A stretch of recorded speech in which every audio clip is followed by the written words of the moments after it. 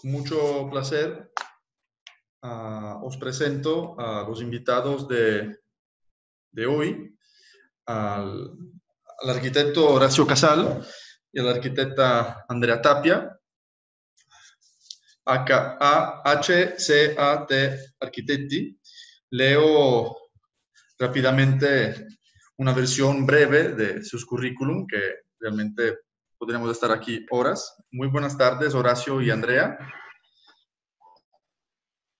Hola, buenas tardes. Buenas tardes. Leo vuestro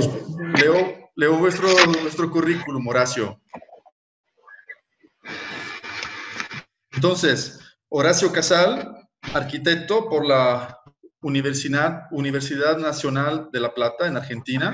Y por sí, solo el nombre. ¿Perdón?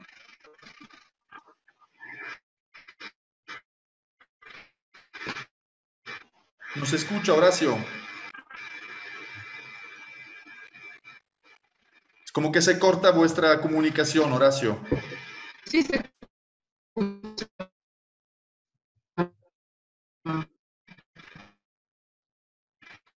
Creo que hay problemas de línea.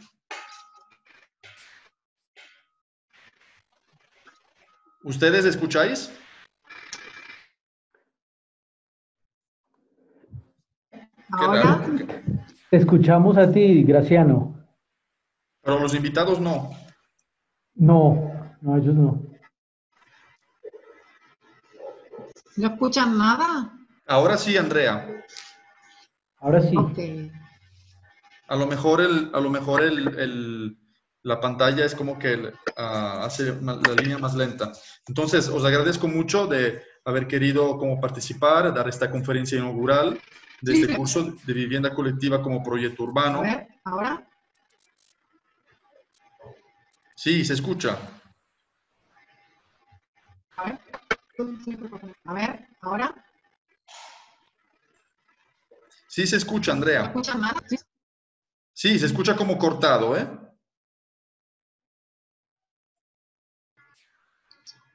Se cortó. Escuchame una cosa. Sí. ¿Cuántas personas son, Graciano? 7. ¿Querés que si vos me mandás los mails, yo abro un Meet desde la universidad y me parece que va a andar mejor? Mira, a lo mejor ahora hacemos una prueba aquí, porque a lo mejor depende también de la conexión esta, y vamos a ver cómo lo podemos arreglar. Porque normalmente como lo hacemos no hay ningún tipo de problema.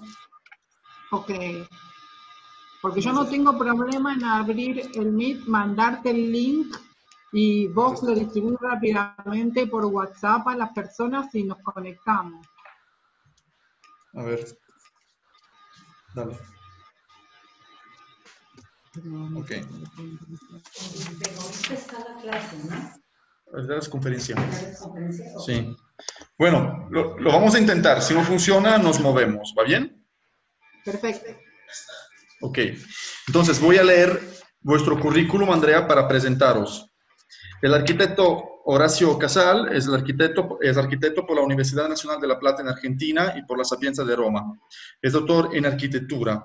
Actualmente es profesor titular de proyecto arquitectónico y de morfología en Argentina, en la Universidad Nacional de Río Negro. Fue profesor a contrato en Italia, en la Universidad de Sassari, y visiting professor de la Real Academia de las Artes de Dinamarca y de la Escuela de las Ciudades de Sao Paulo, en Brasil.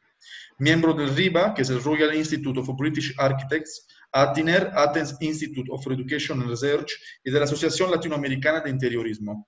Es director de la Escuela de Arquitectura, Arte y Diseño de la Universidad Nacional de Río Negro y desarrolla a su vez actividades como investigador, tanto en Argentina como en Italia, participando y publicando en congresos y conferencias en Europa y en América Latina. En su carrera profesional, desde HCAT Architetti, con sedes en Patagonia y Cerdeña, para la que se encuentra colegiado profesionalmente en Argentina, Italia y Reino Unido. Ha realizado a la fecha más de 300 proyectos, obteniendo premios nacionales e internacionales. Bienvenido, Horacio. Y Andrea Tapia, arquitecta por la Universidad Nacional de La Plata en Argentina, doctora en proyecto del espacio ambiental, por la Universidad de Sassari en Italia. Actualmente es vicerrectora de la Universidad Nacional de Río Negro. En el 2013 reingresa a la Argentina después de su estadía en Italia a través del programa Raíces de repatriación de los científicos en el exterior. Es profesora titular de Proyectos y Teoría de la carrera de Arquitectura y directora de Proyectos de Investigación de la Universidad Nacional de Río Negro. Como investigadora ha realizado su postdoctorado en la Universidad Politécnica de Madrid. Además, se desempeña como investigador y evaluador experto en la REA, Agencia Europea de Investigación. Su trabajo se enfoca en la transformación de la ciudad en el proceso de globalización, específicamente en la recalificación de los espacios urbanos informales con perspectiva de género. Fue visiting professor de la Facultad de Arquitectura de Alghero en Italia, de la Real Academia de Artes de Dinamarca, de la Escuela Superior de Arquitectura y de la Elisava, ambas de Barcelona, del Departamento de Arquitectura de la Universidad de Bologna, de la Universidad de Cagliari en Italia y de la Escuela de las Ciudades de São Paulo, entre otras. En lo profesional, tiene numerosas distinciones y premios, entre los que se destaca el primer Premio Internacional de Arquitectura para la costa de la isla de Cerdeña en Italia, el Morar Carioca para la recalificación de las favelas de Río de Janeiro en Brasil. Cuenta con una producción escrita publicada en diferentes editoriales como Franco Angeli Italia y Peter Lenge en Alemania. Bienvenidos, gracias por estar aquí y para haber aceptado de inaugurar este curso donde hablamos de vivienda colectiva y de relación con la ciudad. Por lo tanto, yo os dejaría la palabra para que podáis, digamos, impartir vuestra charla magistral. Muchas gracias. Gracias a vos, Graciano, por la invitación. Bueno, vamos a tratar de compartir la pantalla mientras, entonces, agradecemos tanto a Rezar como personalmente a vos, Graciano, el hecho de que nos hayas convocado, que consideres que podemos contribuir o formar parte de este encuentro, así que para nosotros es un gran honor y es un placer, visto la vieja historia que compartimos y que nos une, de tu época de estudiante. Esto es un poco, digamos, el título de lo que nos habíamos planteado para hoy. Si bien tenemos como una larga carrera desde lo profesional, y como planteaba también Graciano, desde HCAT, las intervenciones que hemos hecho tanto a nivel de favelas como vivienda, digamos, pública y vivienda individual, nuestra función actual, que es como responsables de una nueva escuela de arquitectura en Patagonia, Andrea, digamos, ligada desde siempre a la docencia. Yo en los últimos 12 o 14 años más o menos estoy en esta situación. Así que lo que nos parecía que era más adecuado era desde la responsabilidad de formar, ¿no? O sea, no tanto desde la experiencia del quehacer, sino de esta actual situación en la que nos encuentra la universidad y en la que estamos, digamos, a cargo de este proyecto. Proyecto Ética y Compromiso, el rol del arquitecto como profesional, era un poco también en la presentación lo que planteábamos. Yo voy a empezar haciendo una mirada, digamos, desde el proyecto en general y después Andrea continuará detallando en particular algunas cosas. Para empezar, yo siempre les digo a mis estudiantes que suelo apoyarme en gente inteligente para sintetizar ideas y bueno, me parece que para barrer los temas que son ciudad, vivienda colectiva, proyecto, me parecía interesante arrancar esta frase de Kevin Lynch, que él plantea que como mundo artificial, la ciudad debería serlo en el mejor sentido de la palabra, es decir, diseñada con fines humanos. Si nos paramos acá, o sea, mundo artificial, mundo imaginado, el mundo imaginado nos lleva a un producto del pensamiento, y como producto del pensamiento encontramos básicamente el proyecto. Campos Baeza dice que proyectar arquitectura es crear, crear es pensar es crear en nuestro pensamiento, pensar, esa es la cuestión. Bueno, para arrancar me apoyo en este jovencito, 4 años tenía en esa foto, el que hoy les habla, que tiene ya demasiadas décadas pasadas arriba de esto, pero me parecía que era interesante apelar a la propia experiencia, ¿no? Este pequeño sonriente bailarín que nació y creció en una ciudad producto de un proyecto. Y entonces, como vamos a hablar de ciudad y recién definimos el tema del proyecto de la ciudad de La Plata, la ciudad en la que afortunadamente nací, es una ciudad que se pensó para albergar una nueva sociedad. Fue producto de la puesta en práctica de los principios higienecistas de fines del 800, una ciudad donde el espacio público, el esparcimiento, la relación fueron centrales, donde el bulevar, la plaza, el parque urbano, el bosque, como diferentes escalas, y el hecho de la existencia de la representatividad, la cultura, el servicio, que no daban otra cosa que equidad y accesibilidad, ¿no? O sea, entre todo esto, lo que se generaba era la construcción de identidad y de ciudadanía. Puede parecer que no sea atinente, pero haber crecido en una ciudad como esta, yo les puedo asegurar que es muy fuerte. Es muy fuerte porque cala en el propio ser de cada uno de nosotros. Uno crece en una cotidianeidad y cree que esa es la realidad, digamos, ¿no? Cuando compartimos y vivimos la ciudad cotidianamente, no teniendo referencia de otra realidad, creemos que todo es así. Y entonces es una ciudad que los sábados ibas al bosque, mientras tus padres miraban una carrera de bicicleta, ibas a jugar al Museo de Ciencias Naturales, que hacías una pasadita casi semanal, y si no cada 15 días al menos al zoológico para ver a Pelusa. Pelusa era de todos, Pelusa es la elefanta, donde las estaciones se reconocían en el color de sus arboledas, en sus plazas, donde está la cultura, donde está la comunicación, donde está el teatro lírico, donde, digamos, en el teatro lírico, sea en la galería o en el gallinero, como se llamaba el último piso, o en el algo, compartíamos todos la posibilidad de estar en contacto con la cultura, ¿no? Yo tengo dos cuestiones. Una era con mi madre, yo iba a Buenos Aires, y entonces el cambio que tenía era de escala. Yo pasaba de una ciudad armada, pensada, proyectada, cotidiana y de servicios, a otra que era más grande, pero que básicamente se conformaba de la misma manera, con sus parques, con sus plazas, con sus servicios, con su transporte público. Y una vez con mi papá fui a un pueblito que estaba a unos 30 kilómetros de La Plata.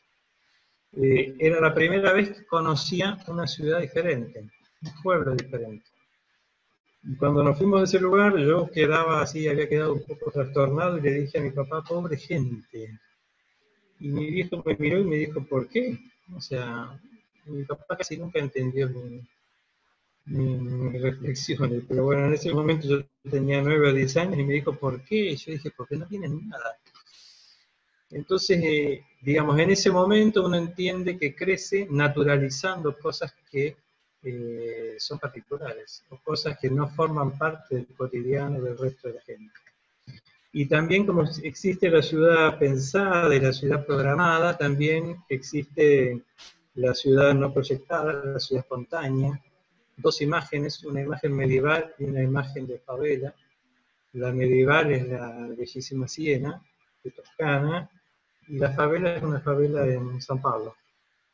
Pero digamos, las dos nos hablan de lo que significa la ocupación del privado.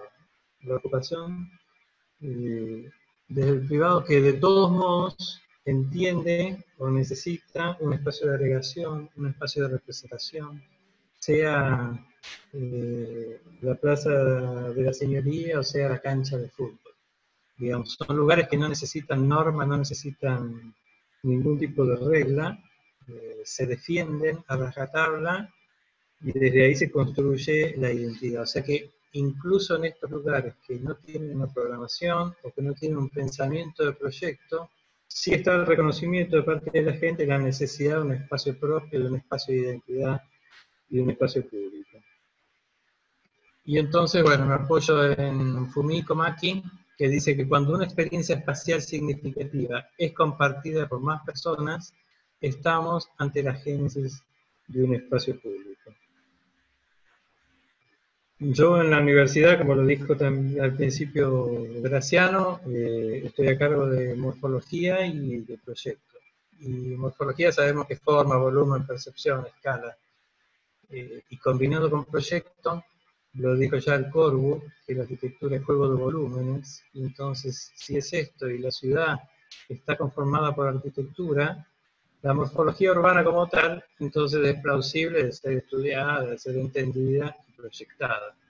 Al igual que sus vacíos, pero ya no como tales, sino como esa estructura subyacente, como ese espacio intersticial, capaz de relacionar en un todo, digamos, el espacio público y la vida ciudadana. Entendimos la ciudad, y yo me quiero parar ahora en lo que sería el objeto arquitectónico, en apoyo del COVID. Dice que el objeto se define tal al producir una apropiación arquitectónica del espacio, transformando la relación objeto-entorno en significación objeto-contexto. Esto es algo sobre lo que trabajamos mucho en la escuela, y el entender que el objeto arquitectónico no es un hecho aislado, es un hecho que construye ciudad. Y en esta idea, entonces, la vivienda colectiva, como objeto arquitectónico, debería ser capaz de transformar la relación objeto-ciudad en significación proyecto-contexto urbano. Estamos en vivienda colectiva, pasamos por ciudad, y entonces otro recuerdo. No les comento más. Este tiene casi 40 años, y es cuando mis profesores me introdujeron en vivienda colectiva, en el tema de la vivienda colectiva estando en la universidad. Esto que se llamaba Casa Colectiva de Parque Los Andes, después con el tiempo mutó y ahora se la conoce como Conjunto Los Andes, fue construida en 1926, producto del arquitecto Fermín Berteruide, está en Buenos Aires. No viene al caso explicar el proyecto, pero sí el hecho de que desde su implantación, desde su relación con la ciudad, desde su relación con las distintas escalas que producía la ciudad, estaba ubicado frente a un parque urbano, 3 caras urbanas y una cara dedicada al espacio público urbano. Es un conjunto que entiende en su complejidad, digamos, las cuestiones basilares de lo que manejamos cuando hablamos de vivienda colectiva. Entonces está el propio espacio público de la vivienda, el espacio público que lo pone en relación con la ciudad, el espacio propio del acceso, la relación que existe entre sus volúmenes, la denotación morfológica del acceso peatonal, la relación del acceso vehicular, la escala de su espacio público. O sea, es un ejemplo de arquitectura que, a pesar de los años, tiene casi 100 años, seguía en ese momento representando todos los valores que como base inculcaban en este momento para la universidad. ¿Por qué lo traigo a colación? Porque paradójicamente, cuando el año pasado tuvimos que introducir a nuestros estudiantes de segundo año el tema de la vivienda colectiva, junto con el profesor que estaba a cargo del curso, entendimos que Los Andes seguía siendo un buen ejemplo, que Los Andes seguía siendo un conjunto que podía poner, o que seguía poniendo, a partir de la verificación que tiene en su uso, de manifiesto estos puntos clave para la introducción a la vivienda colectiva. Otra cuestión que es súper interesante en este ejemplo es que fue producto de concurso, ¿no? La Municipalidad de la Ciudad de Buenos Aires en ese momento llamó a tres concursos para barrios de la misma característica, ganados por el mismo arquitecto. O sea, Fermín Beretervide ganó los tres concursos. Este lamentablemente fue el único que se construyó. Fermín Beretervide era un estudioso de la vivienda que se llamaba obrera, digamos, en ese momento, de la vivienda para la clase media. Trabajó toda su vida en la misma temática. Obviamente no estuvo aceptado por la sociedad de arquitectos de aquel momento de Argentina, siempre fue un relegado, fue reconocido después de su muerte, a pesar de haber trabajado 20 años después de este conjunto con gente de renombre como puede ser la Costa, siempre en las mismas temáticas. Lo interesante de este concurso es que solicitaba la ocupación de no más del 50% de la superficie del lote, digamos, ¿no? Del terreno. La generación de viviendas para alrededor de 90 o 100 familias. Generación de equipamiento propio para el esparcimiento de esas familias, que serían con hijos de una media de 3 o 4 hijos por familia. Se solicitaba que los accesos a las viviendas a partir de sus circulaciones verticales fuesen de poca cantidad, o sea que cada una generase poca relación con las unidades, y lo que pedían eran viviendas accesibles y dignas. Esto lo recalco porque como pedido del concurso era esto, y yo los otros días recibí una oferta de un libro de Kenzo Fu, de Affordable Housing, ¿no? O sea, casas posibles o casas accesibles. 100 años atrás estábamos hablando de esto, a pesar de que hoy ya no hablamos de esto. ¿Por qué? Porque la misma municipalidad que hace 100 años, hace 25 años propició el concurso, hoy en su código de edificación establece que la unidad mínima de vivienda son 16 metros cuadrados. O sea, 4 por 4, con servicios incluidos, es la superficie mínima que hoy la Ciudad de Buenos Aires utiliza para generar una unidad de vivienda. La responsabilidad política y de políticas de vivienda, tanto esta municipalidad como otras, después de 100 años han cedido, esto como crítica al mercado inmobiliario y a la especulación, la decisión de esta cuestión. Pero bueno, decimos ahí, volvamos un poco a la parte inicial, a la producción del pensamiento. El pensamiento con nuestras disciplinas nos permite abarcar el pensamiento abstracto y el complejo, ¿no? Esa capacidad casi única de poder manejar el todo y la parte, en cualquier momento y en cualquier situación del proceso del proyecto, ¿no? Entonces, bueno, digamos que las diferentes escalas del proyecto que debiéramos abordar es la ciudad, pero la ciudad ya no como urbe, sino como constructora de ciudadanía. La vivienda colectiva, no como objeto arquitectónico, sino como generadora de ciudad, en ese compromiso de generar contexto. Y la unidad habitacional, ya no como casa, sino como lugar en el mundo de quien decida habitarla, ¿no? Ahora, para todo esto, necesitamos que quienes ejerzan la arquitectura profesionalmente, no como técnicos, no como esta transformación que se pretende hacer de los arquitectos, sino profesionales, como intelectuales, comprometidos y éticos, sean capaces de asumir el desafío de anticipar escenarios pensando y generando el futuro, sin olvidar nunca el proyecto de las emociones, ¿no? Ahora le doy a Andrea el paso, pero quiero cerrar con una frase del catalán Josep Ketgler, que dice que una escuela de arquitectura debe enseñar cómo ya no se construye y cómo no se construye todavía. Bueno, entonces retomando algunas de las nociones que presentó Horacio. Horacio habló de este arquitecto que no es técnico, habló de esta carrera que debe resolver situaciones en las cuales a veces pareciera que no maneja, porque como dijo Vitruvio,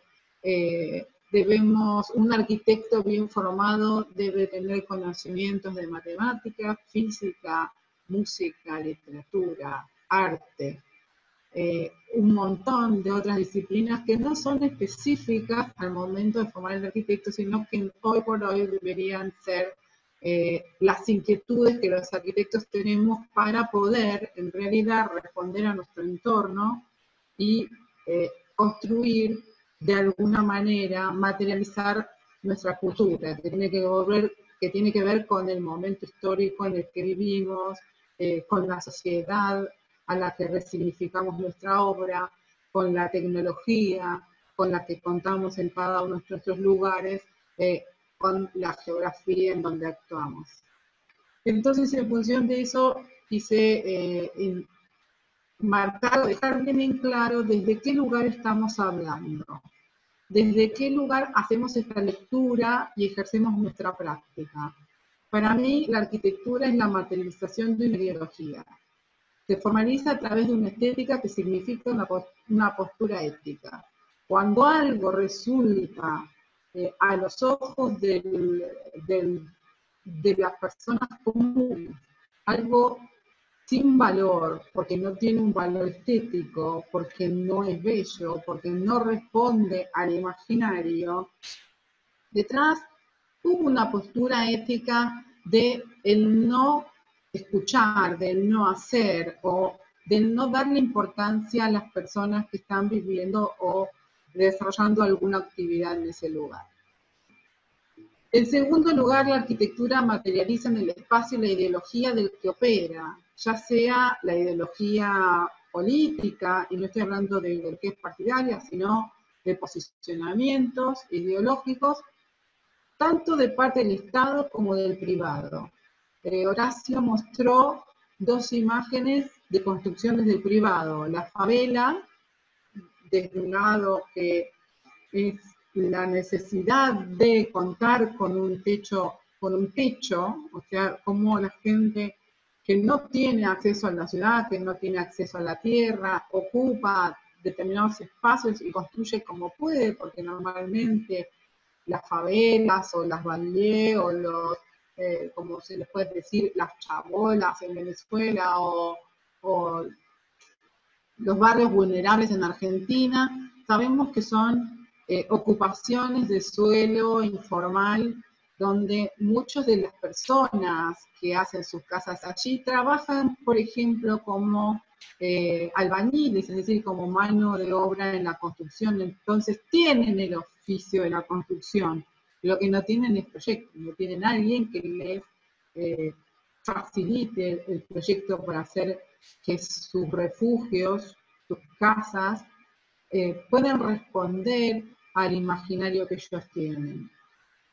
Por lo tanto, este posicionamiento, o sea, la arquitectura desde este lugar, cuando se construye, es forma que significa la ideología con la que se construyó. Y eso es muy importante tener en cuenta como proyectistas y arquitectos. Por otro lado, la arquitectura se convierte en el proceso de globalización en un mensaje, en imagen que comunica valores. Ya no importa ni qué función cumple en el contexto global, qué es lo que pasa adentro, ni cómo está construido, sino que lo que importa es la imagen que vende hacia afuera y la imagen que homologa a nivel mundial determinados centros direccionales. Entonces, entendiendo esto, nosotros como arquitectos y como docentes, adherimos a una definición que a mí me gusta mucho, que escribió Umberto Eco en el capítulo de Arquitectura y Significado, que se llama, en un libro que trabaja, que se llama La estructura ausente, y que él define el arquitecto de esta manera. Así el arquitecto para construir es continuamente obligado a hacer otra cosa de sí mismo. Es obligado a convertirse en sociólogo, político, psicólogo, antropólogo, semiólogo. Obligado a encontrar formas que construyan sistemas de exigencias sobre las cuales no tiene ningún poder. obligó a articular un lenguaje como el de la arquitectura, que tiene que decir siempre algo más o distinto de sí mismo. El arquitecto se encuentra condenado por la naturaleza de su propio trabajo a ser posiblemente la única y última figura del humanista de la sociedad contemporánea, obligado a pensar la totalidad propiamente en la medida en que se hace técnico sectorial, especializado, entendiéndolas como operaciones específicas y no como declaraciones metafísicas. Y esta definición que nos posiciona como intelectuales, es decir, mucho más que el ejercicio específico de resolver una problemática habitacional o urbana o cultural o de salud, nos posiciona en un lugar de una gran responsabilidad, porque nos está diciendo que lo que hacemos trasciende lo específico, para bien o para mal. Entonces, desde este lugar es que me interesa hacer una serie de reflexiones. Como les decía, hacer una serie de reflexiones interpelándonos como intelectuales. ¿Cuáles son los valores que regirán nuestro quehacer proyectual? Entendiendo que estamos formándonos para dar respuesta a uno de los derechos fundamentales, que es el de la vivienda digna en la ciudad, y que ésta debería garantizar a través del proyecto la construcción del espacio público. Hemos asistido durante los últimos 40 años, si uno toma solamente la globalización de los últimos 30, a un vaciamiento de lo que significa el espacio público. En Argentina, yo no puedo hablar de México, pero sí de Argentina. En Argentina el vaciamiento del sentido y del significado del espacio público se empieza a vaciar de contenido ya con las dictaduras militares que iniciaron, bueno, la última, la más cruenta, que es de los años 70, donde el espacio público viene asociado al peligro, al riesgo de ser tomado prisionero, ¿no? De ser detenido por la policía o por los militares. Ese miedo que queda intrínsecamente arraigado en la sociedad, luego se transforma en el miedo al que es diferente, en el miedo al que es diferente a nosotros. En vez de ser un reto y ser ese espacio público, el lugar donde el otro, distinto a mí, se junta conmigo a construir valor, la globalización se encarga de generar dispositivos distractivos, como son los shoppings, los centros comerciales, los parques temáticos, lugares que se convierten en pseudo espacios públicos de entretenimiento donde se supone que uno se encontraría con el otro, pero ese otro es igual que yo. La plaza, la vereda, la calle, la playa, el parque, esos son espacios públicos donde nos encontramos con el otro que es distinto y que puede enriquecer mi propio derrotero y que en realidad me ayuda a construir valores ciudadanos, a construir ciudadanía, aparte porque en esos espacios públicos se supone que está la presencia del Estado y no en los pseudoespacios públicos donde no el Estado no está, sino que está el privado, ¿no? A partir de allí, quería retomar este cuadrito, que espero que se vea bien, si no se lo voy a mandar a Graciano escaneado, porque este cuadrito que ven aquí posiciona el arquitecto en los distintos sistemas. Y este cuadrito lo hizo James, que es el socio de Venturi. Seguramente han leído todos Aprendiendo de Las Vegas, un libro emblemático de la arquitectura posmoderna, y en un libro que se llama El lenguaje posmoderno, escrito por James, aparece la crítica, ¿no?, a la arquitectura moderna, pero aparece la crítica al posicionamiento del arquitecto moderno. Y es muy interesante cuando relaciona la figura del arquitecto con las variables de tipo de encargo, desde el sistema privado de construcción de la vivienda, del sistema público y del sistema privado como promotor de inversiones. Y es muy interesante ver cómo el rol del arquitecto, que es a lo que nosotros, o sea, que es lo que podemos modificar en esta ecuación, el arquitecto dentro del sistema público y dentro del sistema de promotores, que es el que puede llegar a generar la vivienda colectiva, el arquitecto tiene un rol muy particular, que es el del arquitecto aislado, con un cliente ausente, ¿no?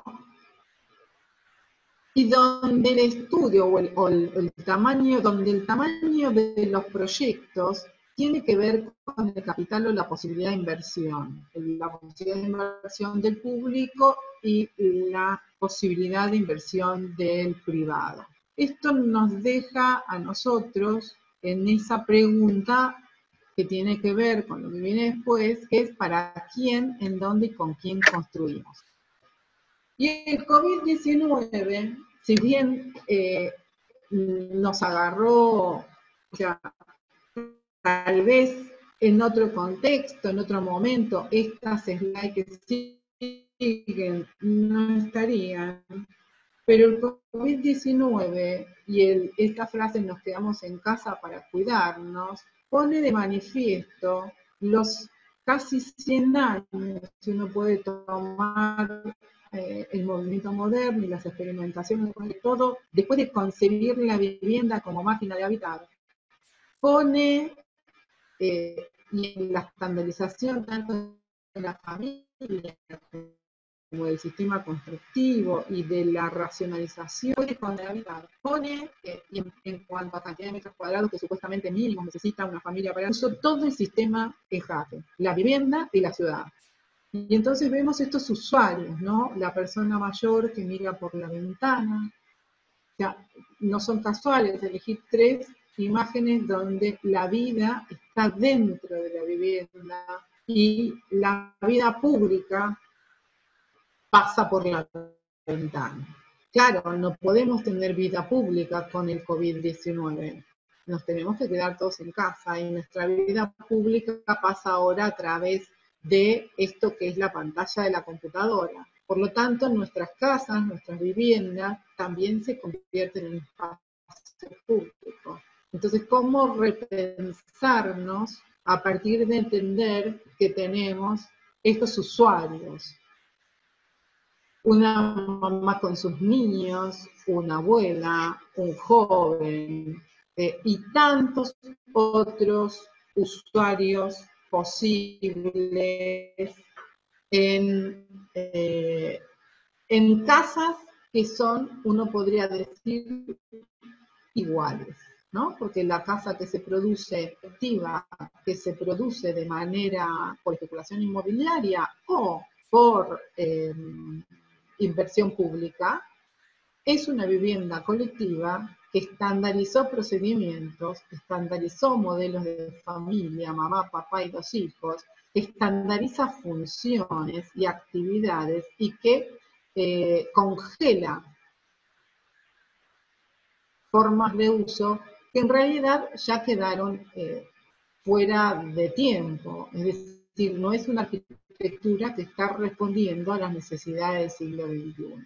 Y el COVID-19 lo que hace es ponerlo de manifiesto de la forma, o sea, más cruenta. Yo elegí imágenes amigables, pero podría haber elegido imágenes de situaciones realmente cruentas.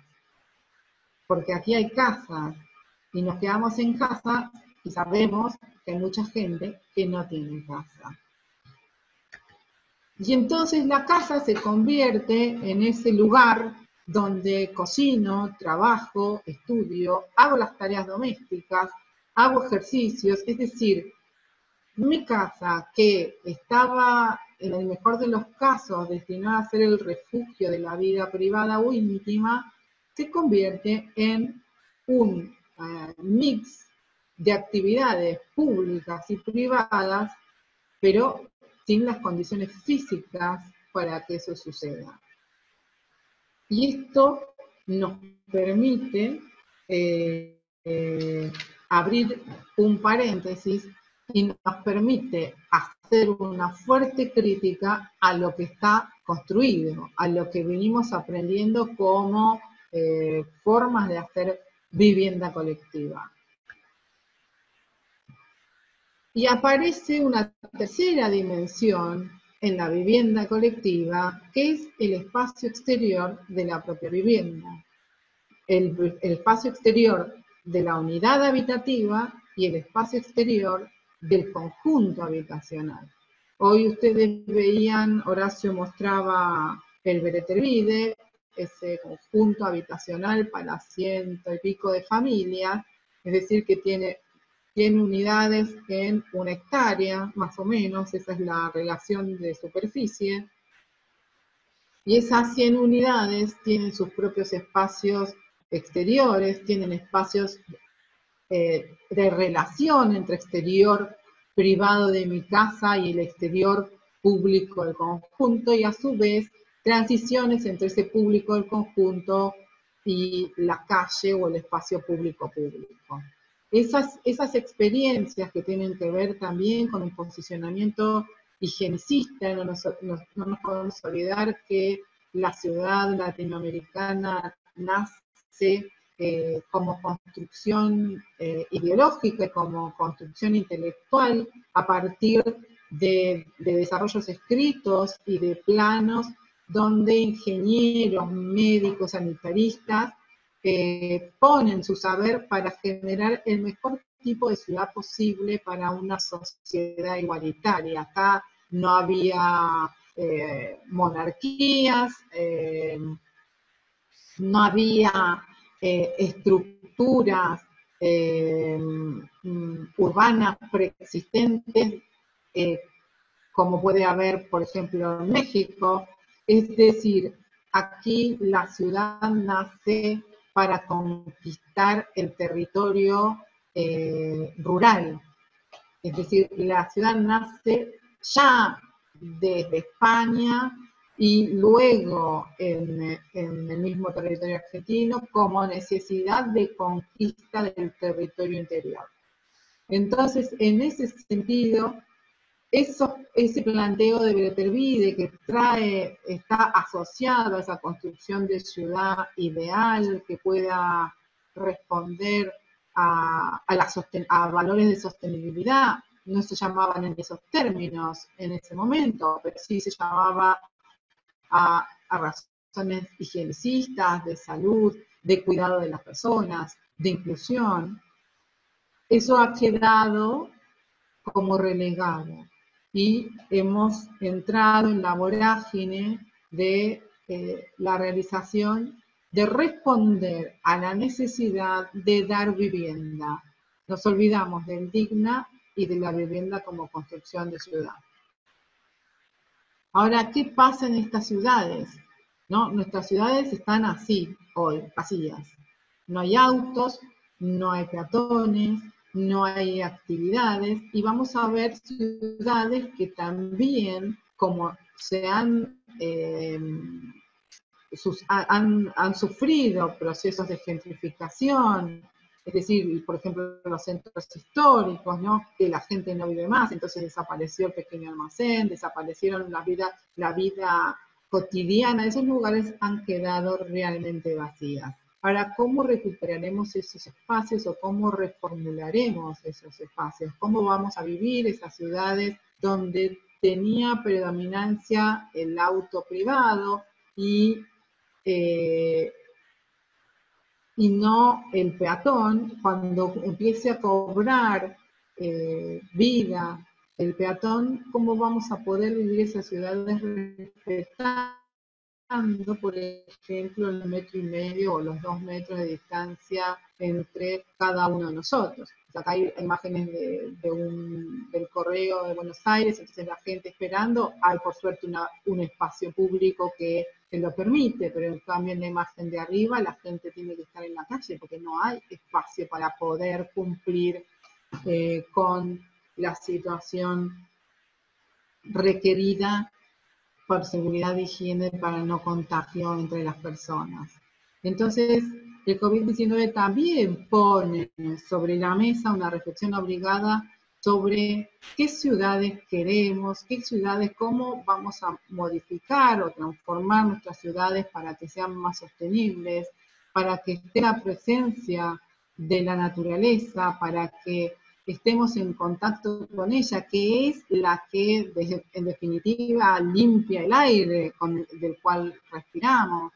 El Beretervide y la ciudad de La Plata tenían un estudio de cantidad de oxígeno que los árboles producen por hectárea, por eso se construía solamente en los bordes, el corazón de manzana debía quedar no solamente libre, sino que debía ser verde. Ese fue el objeto de ese proyecto, de la relación entre construido y naturaleza, con sus plazas cada 700 metros, con bulevares arbolados, con calles con distinto tipo de vegetación para garantizar, por ejemplo, la oxigenación y con pavimentos permeables para garantizar el escurrimiento de las aguas. Pero tenemos la gran transformación, el proceso que sufrimos primero como fenómeno, pero como ya lleva 30 años entendimos bien que no es un fenómeno, es un proceso que podríamos manejar, pero que instauró determinadas formas de hacer arquitectura, e instauró este concepto, ¿no?, del Star System, del arquitecto estrella, del arquitecto que se ocupa de generar imagen, de construir un significado, que no poca gente sabe muy lo que significan las obras que están construidas, pero sí de un gran impacto, de un mundo a través de los sistemas de comunicación y con una homologación a nivel global. Entonces, dentro de ese proceso de globalización, el concepto de ciudad se transformó, el concepto de vivienda también, y el de familia también. Y eso nos permite, y el COVID-19 puso sobre la mesa todo lo que no fuimos capaces nosotros de transformar en este corto tiempo para dar respuesta a estos nuevos conceptos.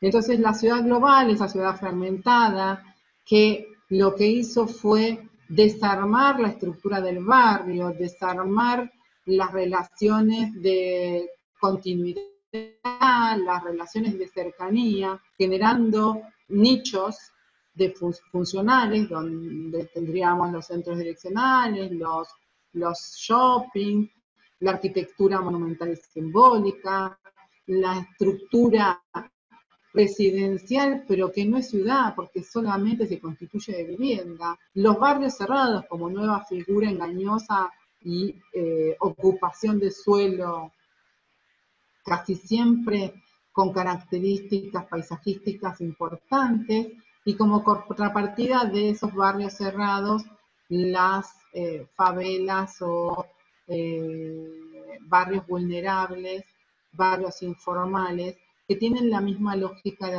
apropiación del suelo. En el medio de todo eso tenemos los planes de vivienda colectivos que están o desarrollados por desarrolladoras inmobiliarias o por el público, ¿no? Para poder responder a las necesidades de vivienda que cada una de nuestras ciudades y países necesitan. Entonces, a partir de todo esto nos preguntamos, ¿qué vivienda y para quién? Y acá es un poco lo que les decía anteriormente. El mismo tipo de ocupación, desde el privado en los barrios privados, y por ejemplo aquí esto es Paraisópolis, una de las favelas más grandes de Brasil, en Sao Paulo. Y la vivienda colectiva, por ejemplo, de Morumbi, aquí, este es un edificio que muchos han visto fotografiados, que cada una de estas terrazas que se desarrollan en vertical tienen unos jacuzzis o unas piscinas. Es decir, esta es la convivencia de estos dos tipos de de salvajismo urbano, si se quiere, porque ninguna de las dos construye ciudad. Entonces, tenemos que pensarnos como arquitectos qué tipo de vivienda vamos a llevar adelante. Si vamos a llevar la vivienda, el desarrollo de la vivienda colectiva como derecho, como uno de los derechos inalienables que están presentes en la Declaración de los Derechos Humanos, creo que es en el artículo 46, o la vivienda como producto. Hoy la mezcla de ambas, porque no está dicho que, o sea, no es que todos vamos a trabajar para lo público o para lo privado, pero cuánto de la concepción humanista que tenemos como arquitectos podemos llevar al campo de lo privado para poder desarrollar una vivienda digna. Y hoy por hoy, esa vivienda como derecho tiene que responder a un imaginario de casa que tenemos que entender que no todos lo concebimos de la misma manera. Entonces, esa vivienda como derecho es un dispositivo arquitectónico. Es un dispositivo arquitectónico que debería ser flexible, que debería atender a múltiples necesidades, que debería ser temporal, ese arraigo al objeto que tenemos como cultura occidental de no modificar nuestras viviendas. Bueno, ustedes son más jóvenes, son millennials, pero nosotros que ya somos un poco bastante más grandes que ustedes, digamos, lo que se inculcaba familiarmente era casarse y lo primero que había que tener era la casa propia, y en esa casa seguramente no solamente ibas a vivir de recién casado, sino que ibas a vivir con tus hijos, y después ibas a vivir y morir en esa casa solo. Entonces, una misma estructura debía responder a necesidades tan diferentes. Entonces, ¿por qué no cuestionarse que el dispositivo habitativo, ese dispositivo donde hoy debemos cumplir con tantas funciones públicas y privadas, no pueda ser un dispositivo temporal? Es decir, no el dispositivo en sí temporal, sino nosotros poder cambiar de dispositivo según las necesidades que tengamos. Un dispositivo sin género, es decir, donde sus espacios no estén, no condicionen a los roles, no determine el uso de esos espacios, roles definidos, ¿no? De mamá está en la cocina y papá está en el diván mirando la tele. Y dispositivos sostenibles, es decir, que tengan la capacidad y la posibilidad de arraigarse en el territorio desde las propias tecnologías y desde los propios medios energéticos. En contraposición, la vivienda como producto que se define como objeto, que cumple con un solo objetivo, que es la especulación, es decir, sacar un rédito, es individual y que es abstracto, porque para poder hacer un tipo de eliminar el usuario, que debe tener un rendimiento económico y que cumple con estadísticas, es decir, estadísticas que significan cuántas viviendas doy en cuánto tiempo, pero que no me centro en entender que cuando estoy construyendo vivienda, tengo que construir ciudad. De nada sirve construir vivienda en las periferias, donde para llegar a trabajar tengo que tomar 2 colectivos y estar 2 horas cruzando una ciudad, por ejemplo. Y ese es otro de los puntos, ¿no? Que es entender lo que puso en juego esta pandemia. Y es empezar a entender y posicionarnos nosotros como arquitectos y buscar y experimentar sobre nuevas soluciones para humanizar nuestros entornos, para atender a las distintas necesidades y alejarnos de la especulación. No quiere decir que nosotros no tengamos que vender, o sea, yo no creo en cuestiones, a ver, ¿cómo lo pongo en palabras? No creo que uno no tenga que hacer un producto vendible, ¿sí? Porque estamos en un sistema capitalista y los arquitectos trabajamos en ese sistema y sabemos lo que significa el metro cuadrado. Ahora, cuanto mejor podamos definir las necesidades y podamos entender las realidades a las cuales estamos construyendo, vamos a hacer que ese metro cuadrado rinda mucho más en términos de necesidades espaciales y de dar respuestas a necesidades espaciales.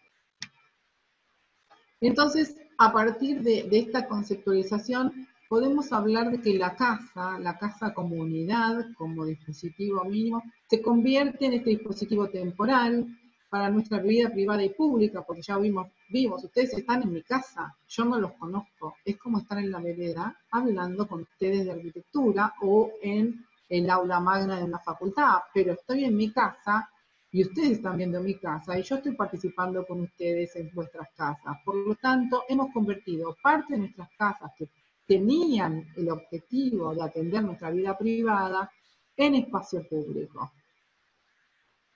Este espacio público va a atender distintas modalidades de trabajo. Ahora estamos trabajando de manera remota, estudiamos de manera remota, es decir, esa casa que era como el fulcro de lo doméstico es un dispositivo temporal que tiene que cumplir con varias funciones. ¿Varias funciones para quién? Para las personas que se consideran familia. Y familia puede ser una persona, 2 personas, 3 personas, no necesariamente vinculadas por la sangre. Familia es, en su momento, Graciano seguramente les va a contar, era familia con la señora con la que vivía en Barcelona. Familia era cuando yo estaba en Alguero dando clases y vivía con otras 2 profesoras temporalmente en un departamento. Familia es las personas con las que nos encontramos en ese espacio público, privado, en el cual en ese momento llevábamos la vida privada, el descanso, la alimentación, el entretenimiento. Por lo tanto, empezar a pensar la casa desde estos distintos modelos de familia, desde otras convicciones, construyendo otros valores y nuevos sentidos. Para eso, la casa va a contribuir a entender la ciudad ya no como urbanización, sino como un sistema complejo que aborde las diferentes escalas, siempre en el marco de la sostenibilidad ambiental. Y eso también pone sobre la mesa esta demanda de suelo que pareciera que tuviera la ciudad, sin entender que en realidad la ciudad no la tiene, la tenemos nosotros, que no peleamos por poder desarrollar, por ejemplo, la vivienda colectiva en espacios existentes dentro de la ciudad, que nos centramos en mal usar la infraestructura pública que tienen las ciudades poniendo baja densidad, no entendiendo que el generar suelo urbano fuera de la ciudad significa condenar a un sector social a no tener acceso a la misma, porque la ciudad tiene que estar en tu vereda, no a una hora de colectivo o a una hora de tren. Yo tendría que estar en la ciudad, tengo que estar en la ciudad, debo tener un servicio de salud, un servicio de educación, un servicio de abastecimiento a no más de 15 minutos a pie de mi casa. Y eso es ciudad. El barrio, volver a lo que era la estructura barrial como matriz, como órgano más pequeño, vivo, que se constituye y se construye con la vivienda y sobre todo con la vivienda colectiva como célula. Es esto lo que les quería compartir con ustedes y agradecerle a Graciano el habernos invitado para esta apertura. Esperamos que los conceptos vertidos y nuestro trabajo les sea de utilidad. Dejo de compartir pantalla, ¿les parece?